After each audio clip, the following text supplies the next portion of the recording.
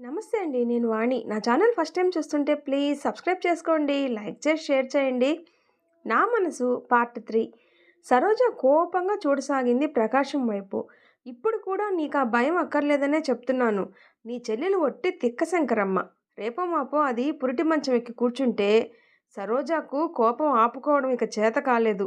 ఇంటి అల్లుడని, చెల్లెలి మొగుడని ఎన్నాళ్ళీ నిప్పును గుండెల్లో దాచుకుంటుంది. తను ఎవరితో చెప్పుకోలేదనే కదా ఇతడు ఇంతగా చెలరేగిపోవడం. ఇవాళ మాటలతో ఆపకపోతే రేపు చేతలకు దిగితే తన గతేం కాను. అప్పుడు మరీ అసహ్యంగా తయారవుతుంది కదా తన బ్రతుకు. సరోజ ఆపుకోలేని కోపంతో చేతిలో చెంబు అతడి ముఖానికేసి కొట్టింది. అది సూటిగా వెళ్ళి ప్రకాశం ముక్కుకు తగిలి ముక్కు నుంచి రక్తం కారసాగింది. అమ్మో అని భయంకరంగా ఒక కేక పెట్టాడు ప్రకాశం. మధ్యాహ్నం భోజనం తర్వాత అందరూ విశ్రాంతిగా పడుకొని ఉన్నారు. అతడి కేక విని ఏమిటని పరిగెత్తుకుని వచ్చారు. ప్రకాశం ముక్కు పట్టుకొని పిచ్చి వెధవ చంపేశాడు అన్నాడు. ఏం జరిగింది, ఏం చేశాడు? ఆత్రంగా చుట్టుముట్టారు. ఏముంది, చెంబు ముఖానికి విసిరి కొట్టాడు. పిచ్చిముండా కొడుకును ఇంట్లోకి తీసుకొని వస్తే లక్ష్మణరావు అన్నాడు. అన్నయ్య చేసే పనులన్నీ ఇలాగే ఉంటాయి. లేకపోతే పిచ్చి వెధవతో సహవాసం ఏమిటి? వెధవ పిలిచి అన్నం పెడితే లక్ష్మణరావు జేవురించిన ముఖంతో పంచె పైకి ఎగ్గట్టి బాబు మీదకి వెళ్ళబోయాడు. సరోజ నిశ్చేష్టురాలైంది. లక్ష్మణరావు తన పైకి రావడం చూసిన బాబు శత్రువుని చూచి ముళ్ళపంది తన ముళ్ళను విచ్చుకున్నట్టుగా ఒక్కసారిగా భయంకరంగా మారిపోయాడు. కళ్ళు కోపంతో నిప్పురవ్వలు చిందసాగాయి. పులి పంజా విచ్చినట్టు చేతులు పైకెత్తాడు. ముఖం జేవురించి ముక్కుపుటాలు అదురుతున్నాయి. ఆ అవతారం చూసి లక్ష్మణరావు చెమటతో తడిసిపోయి అడుగు వెనక్కి వేశాడు. చేతులు పైకెత్తి ఒక్కో అడిగే అతడి కేసి వేయసాగాడు బాబు. అందరి గుండెల్లో రాళ్లు పడ్డాయి. ప్రళయం ముంచుకు వచ్చినట్లుగా అందరి ముఖాలు భయంతో పాలిపోయాయి. బాబోయ్, ఈరోజు ఈ పిచ్చివాడి చేతుల్లో అందరం చచ్చిపోతామా ఏంటి? అందరూ భయ విహ్వల స్వరాలతో అరవసాగారు. కానీ లక్ష్మణరావు మీదకి వెళ్ళలేదు. చటుక్కున పక్కకు తిరిగాడు బాబు. కనుమూసి తెరిచేలోగా ప్రకాశం గొంతు బాబు చేతుల మధ్య ఇరికింది. పిల్లలు పెద్దలు ఒక్కసారిగా గొల్లుమన్నారు. కానీ అతడిని సమీపించాలంటే ఎవ్వరికీ ధైర్యం చాలలేదు. పిచ్చివాళ్ళకి ఎక్కడ లేని బలము ఉంటుందంట. బాబూ! సరోజ తెప్పరిల్లి కఠినంగా ఒక కేక పెట్టింది. ఏం పని చేస్తున్నావు? వెళ్ళిపో ఇక్కడి నుంచి. బాబు తల తిప్పి సరోజ వంక చూశాడు. ఆ కళ్ళలో ఏదో ఆజ్ఞ చదువుకున్నట్టుగా, ఆ ఆజ్ఞను జవదాటలేనట్టుగా అతడి చేతుల పట్టు సడలింది. వాళ్ళందరి మధ్య నుండి ఒక మెరుపులా దూసుకుపోయాడు. అతడిని పట్టుకునే ప్రయత్నం ఎవ్వరూ చేయలేదు. అమ్మయ్య! అందరి ముఖాలు అప్పటికి గాని తేటపడలేదు. సరోజ ఒక్క అంగలో వంటగది లోపలికి పోయి తలుపులు మూసుకొని కింద కూలపడింది. ఆమె శరీరం మొత్తం చెమటతో తడిసిపోయింది. గుండె కొట్టుకోవడం ఇంకా ఆగలేదు. అనుకోకుండా ఎటువంటి సంఘటన జరిగింది? తప్పు చేసింది ఒకరైతే దోషిగా నిలబడింది మరొకరా? ముక్కు పగలగొట్టింది వదినగారని చెప్తే నీ వెధవ పని బయటపడుతుందనే కదూ? ప్రకాశం పిచ్చివాడు ఏమీ చెప్పలేడని కదూ? బాబు మీదకి నింద తిరిగినందుకు కొద్దిసేపు సరోజ మనసు బాధపడినా అలా జరగడమే మంచిది అనిపించింది. ప్రకాశం నిజస్వరూపం బయటపడితే చెల్లెలు ఎంత బాధపడేది? నిండు చూలాలు. దాని మనసుకి ఇప్పుడు తగిలితే ఆవేశంతో తనెంత పని చేసింది? ప్రకాశం అసభ్య ప్రవర్తనకు తనే రహస్యంగా బుద్ధి చెప్పాలి. తనిప్పుడు ఎవ్వరికీ చెప్పుకోలేక ఎలా సతమతమైపోతుందో అతడు ఎవ్వరికీ చెప్పుకోలేక లోపలే ఏడవాలి. ఉదయం 8 గంటలవుతుంది. సరోజ బిందె చంకలో పెట్టుకొని కాలువ నీటికి బయలుదేరింది. ఊరి పక్క నుండి కృష్ణ కాలువ ఒకటి పారుతూ ఉంది. ఊరి వాళ్ళంతా ఈ కాలువలో నీళ్లు తీసుకోవాల్సిందే. సరోజ ఇది వరకైతే తెల్లవారక ముందే లేచి కాలువలో స్నానం చేసి అలాగే బిందెతో నీళ్లు తీసుకొని వెళ్ళేది. ఆ మధ్య ఒక పోకిరీ కుర్రాడు అల్లరి పెట్టడంతో తెల్లవారుజామున మానుకొని కాస్త పొద్దెక్కాక రావడం మొదలుపెట్టింది. ఆడ మగ అంతా నీళ్లు నింపుకునే చోటికి అర పర్లాంగు దూరంలో చెట్లతో కాస్త మరుగున్న చోట సరోజ స్నానం చేసి నీళ్లు తెచ్చుకోవడం అలవాటు. అలవాటు ప్రకారం సరోజ ఆ దిక్కుకే నడిచింది. సరోజ స్నానానికి దిగే చోట ప్రకాశం కూర్చొని ఉండటం చూసి సరోజ గట్టు మీదే నిలబడిపోయింది. ఓ వదినగారా, మీకోసమే ఈ భక్తుడు ఇంతసేపటి నుండి నిరీక్షిస్తున్నాడు. ఛీ, సిగ్గులేదు? మగవాడివి కాదు, ముక్కు పగిలినా తెలివి రాలేదా? జేవురించిన ముఖంతో అంది సరోజ. అష్టభోగాలలో స్త్రీభోగం కూడా ఒకటి అని చెప్పారు పెద్దలు. కార్యసాధన పురుష లక్షణం. ఇలాంటి వాటిలో సిగ్గెందుకు వదినా? నువ్వింత నీచుడివి, దుర్మార్గుడివి అని తెలిస్తే కల్లా కపటం ఎరుగని నా చెల్లెలు తన మొగుడు ఓ ఆదర్శ పురుషుడని నమ్మే అది ఉరిపోసుకు చస్తుంది. అది ఏనాటికి ఇటువంటి మోసం సహించదు. వెర్రివెంగళమ్మ, అదంటేనే నాకు అసహ్యం. విధిలేక దానితో సంసారం చేస్తున్నాను కానీ భర్తను ఎలా సుఖపెట్టాలో దానికి తెలియదు. మొద్దు కర్మ కొద్దీ దొరికింది. తన సంసారం గురించి, భర్త అందచందాలు, అభిరుచుల గురించి, సంసారంలో ప్రతి చిన్న విషయాన్ని తన్మయంతో చెప్పుకునే రమ్య ఎంత మోసపోతుంది. రమ్య పట్ల సరోజ మనసు బాధతో, కరుణతో నిండిపోయింది. దాని సంగతి ఇప్పుడెందుకు గాని నీ సంగతే నువ్వు ఆలోచించుకో. పెళ్ళైన వాడినని నువ్వు సంకోచించనక్కర్లేదు. రమ్య కంటే నువ్వే నా మనసుకు బాగా నచ్చావు. నా మనసు ప్రతిక్షణం నీ గురించే ఆలోచిస్తూ ఉంటుంది. కలలోనూ నీకోసమే కలవరిస్తూ ఉంటుంది. నువ్వు నమ్ము వదినా, నేను నిన్ను అన్యాయం చేయను. గుళ్ళో పెళ్లి చేసుకుంటాను. కొద్ది రోజులు మాత్రమే ఈ సంగతి రహస్యంగా ఉంచవలసి వస్తుంది. ఆ తర్వాత తెలిసిపోయినా ఎవరూ ఏమీ చేయలేరు. ప్రపంచంలో ఎన్ని అసహజాలు సహజంగా మారిపోవడం లేదు. మంచిది మర్దిగారు, రమ్య సలహా తీసుకొని నా నిర్ణయం తెలియజేస్తాను. ఆ పని మాత్రం చెయ్యొద్దు, పిచ్చిమొద్దు. పెద్ద గొడవ చేస్తుంది. వెళ్ళి నూతిలో దూకినా దూకగలదు. అప్పుడు మరీ మంచిది కాదు. నీ సుఖానికి అడ్డు ఎవరూ ఉండరు. రమ్య లాంటి అమాయకులకు, వంచితులకు బావులు, చెరువులే మంచి ఆశ్రయాలు. నువ్వు అనుకున్నంత నీచుణ్ణి కానులే నేను ఇద్దరిని సమానంగానే సుఖపెడతాను. 4 తరాలు కూర్చుని తిన్నా తరగని ఆస్తి నాది. మీ ఇద్దరికి చెరుసగం రాసేస్తాను. ఇద్దరిని 2 కళ్ళలాగా చూసుకుంటాను. నువ్విచ్చే సుఖం కోసం ఇక్కడెవరూ ముఖం వాచి లేరు గాని నీ ముందరి పళ్ళు ఉండాలో అక్కర్లేదో ముందు నిర్ణయించుకో. ప్రకాశం గొంతులో తీవ్రత చోటు చేసుకోగా అన్నాడు. పళ్ళు రాలినా, ముక్కు విరిగినా నేను మాత్రం నిన్ను వదిలిపెట్టదలుచుకోలేదు. ఎలాగో ఒకలా నిన్ను నా చేతుల్లో ఇముడ్చుకోకపోతే నా పేరు తీసి మరో పేరు పెట్టుకుంటాను. నువ్వు నన్ను తక్కువ అంచనా వేసుకోవద్దు. పట్టుబడితే ఏది సాధించకుండా ఉండిందే లేదింతవరకు. నీ అంతట నువ్వు లొంగిపోతేనే నీకు మర్యాద. లేకపోతే నీ జీవితం నలుగురిలో అల్లరిపాలు చేయకపోతే అప్పుడు చూడు. సరే, నా సవాలు కూడా విను. నీ ముందరి పళ్ళు రాలగొట్టకపోతే, నీ నెత్తి గొరిగి పట్టీలు పెట్టించి ఊరి నుండి వెళ్ళగొట్టకపోతే నా పేరు సరోజ కాదు. నువ్వు నన్ను తక్కువ అంచనా వేసుకోవద్దు. నా చెల్లెలి ముఖం చూసి నేను నిస్సహాయ అవుతున్నాను గాని లేకపోతే నీ విషపు కోరలు పీకి ఎప్పుడో నీ నడుములు విరగ్గొట్టి ఉండేదాన్ని. సరోజ గిరుక్కున వెనక్కి తిరిగి కాలువ పొడవునా కొంత దూరం నడిచి ఒకచోట నీళ్ళల్లో మునిగి బిందె నింపుకొని పైకి వచ్చింది. సరోజ పైకి వస్తూనే దారికి అడ్డంగా బాబు నిలబడి ఉండటం చూసి గతుక్కుమంది. నిన్న అతడి భయంకర రూపం గుర్తుకు వచ్చి ఒళ్ళు గగురు పొడిచింది. అతడి కేసి చూడాలంటేనే భయంగా ఉంది. ఎలాగో అతడిని తప్పుకొని గబగబా వెళ్ళిపోదామంటే సన్నని కాలిబాటది. దారికి అడ్డంగా అతడు నిలబడి ఉన్నాడు. పక్క నుండి నడవడానికి వీల్లేకుండా అంతా చెట్లు, ముళ్ళు. సరోజ అయోమయంగా నిలబడింది కొద్దిసేపు.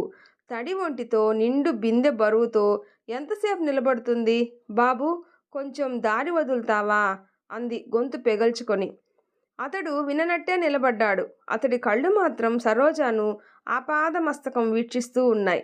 మంచులో తడిసిన గులాబీ రేకుల్లా సరోజ తడి ఆరని చెంపలు స్వచ్ఛంగా మెరుస్తూ ఉన్నాయి. తడిసిన కేశరాశి ఆమె చెంపల మీదుగా, భుజాల మీదుగా పాయలు పాయలుగా జారుతూ ఉంది. తడిచీర ఒంటికి హత్తుకొని నీ అందాలేవి దాచలేను అంటుంది. తన ఎదుట ఉన్నది పిచ్చివాడే కాదు, యువకుడు అన్న విషయం సరోజకు గుర్తుకు వచ్చి సిగ్గుతో తల వంగిపోయింది. అదురుపాటుతో గుండె మీద చీర సర్దుకొని కాలిబాట వదిలేసి పక్కన నుండి నడవసాగింది తడబడే అడుగులతో. 5-6 అడుగులు వేసిందో లేదో అమ్మా అని అరిచి కింద కూలబడిపోయింది బిందె వదిలేసి. మెరుపులా సమీపించాడు బాబు. సరోజ పైకెత్తి చూస్తున్న పాదాన్ని మృదువుగా తన చేతుల్లోకి తీసుకున్నాడు. అంతకంటే సుతారంగా ముళ్ళు లాగేశాడు. ముళ్ళు తీసిన చోట చివ్వున రక్తం చిమ్మింది. ఆ స్థలంలో బాబు తన బొటన వేలు అదిమాడు. సరోజ అతడి చర్యకు స్తంభించినట్టుగా అయిపోయింది. కొద్దిసేపటికి తెప్పరిల్లి అతడి చేతుల్లో నుంచి పాదం లాక్కోబోయింది. కానీ అతడు బలంగా తన మోకాటి మీద అదిమి పట్టాడు. సరోజ అతడి ముఖంలోకి ఆశ్చర్యంతో చూసింది. అతడి ముఖం ఎంతో ప్రశాంతంగా, కనులు ఎంతో స్వచ్ఛంగా ఉన్నాయి.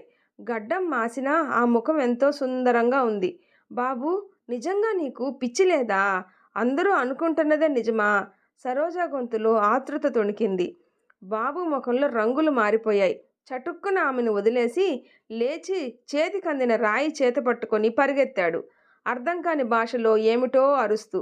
సరోజ లేచి బిందె చేత బుచ్చుకొని తిరిగి కాలువలోకి దిగబోతూ గతుక్కుమంది. ప్రకాశం చెట్టు పక్కగా నిలబడి ఇటే చూస్తున్నాడు. అతడు అప్పుడే వచ్చాడో అంత క్రితమే వచ్చాడో సరోజ ముఖం రక్తహీనంగా పాలిపోయింది. ఎలాగో శక్తి కూడా తీసుకొని తిరిగి కాలువలోకి దిగి మళ్ళీ స్నానం చేసి బిందె చంకలో ఎత్తుకొని పైకి వచ్చేసరికి ప్రకాశం దారికి అడ్డంగా నిలబడి ఉన్నాడు. ఓ, ఏమో అనుకున్నాను. వదిన గారు కథానాయకేనన్నమాట. నడుముకు చేతులు పట్టుకుని ధీమాగా అన్నాడు. అదిరే పెదవులతో ముఖం పక్కకు తిప్పుకుంది సరోజ. ఎన్నాళ్ళ నుండి సాగుతుంది ఈ నాటకం? వాడెవడు? పిచ్చివాడుగా నాటకం ఆడటానికి కారణమేమిటి? సరోజకు ఒళ్ళు మండిపోయింది. ఆ ప్రశ్నలన్నీ అడగడానికి నువ్వెవడివి? తీవ్ర స్వరంతో అంది.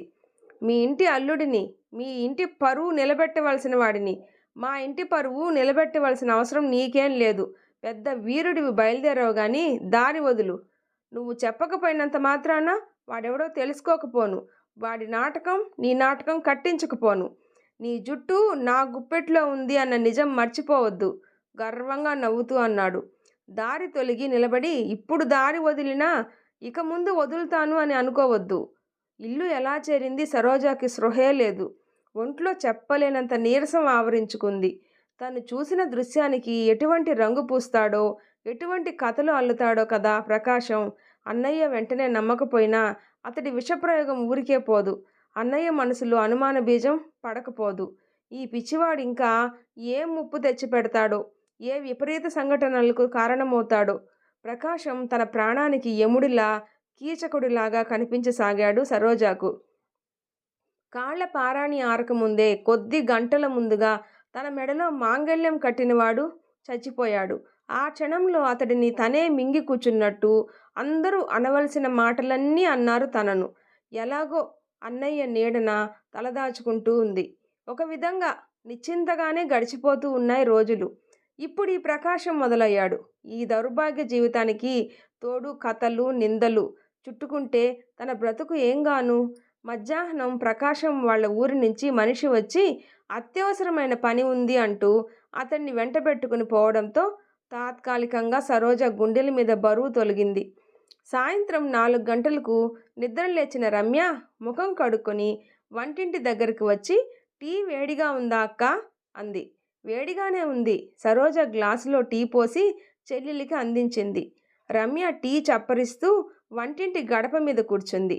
అక్క ముఖంలోకి పరిశీలనగా చూస్తూ రమ్య చూపులు గుర్తించిన సరోజ, ఏమిటే అలా చూస్తున్నావు? మసిగాని అంటలేదు కదా ముఖానికి అంది. అంటిందక్క అంది రమ్య. సరోజ గబుక్కన గూట్లో నుంచి అద్దం తీసుకొని అందులో ముఖం చూసుకుంది.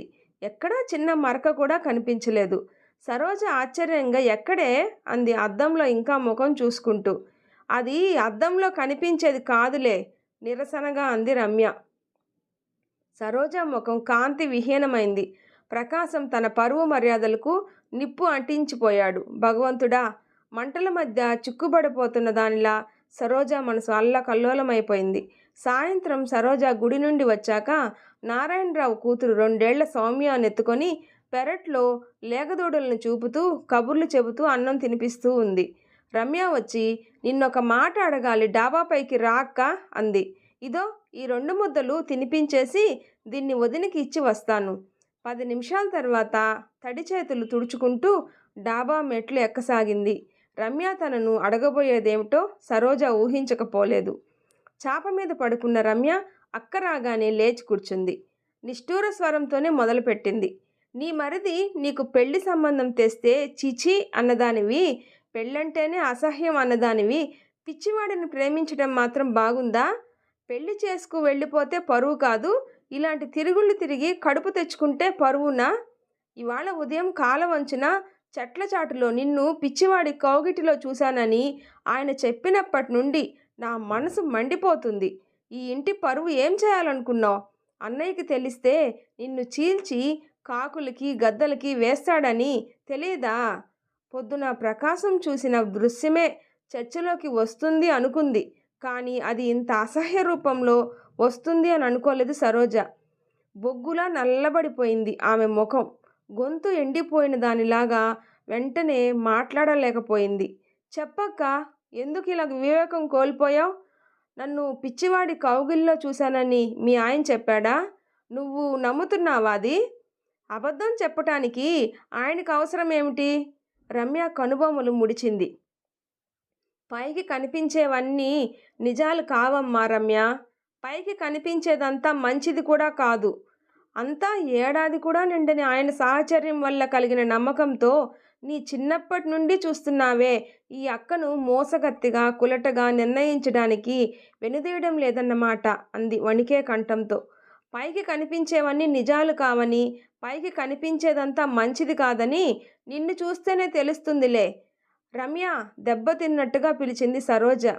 ఒక్క క్షణం ఆమె మనసు ప్రతీకారాన్ని కోరింది. మనల్ని ఎవరు బాధ పెడతారో అవమానిస్తారో వాళ్ళను తిరిగి అవమానించి బాధపడేలా చేస్తే గాని మనసు ఊరుకోదు. అవమానం, నిందను మించిన నరకం అంతకంటే భయంకరమైంది మరొకటి లేదు.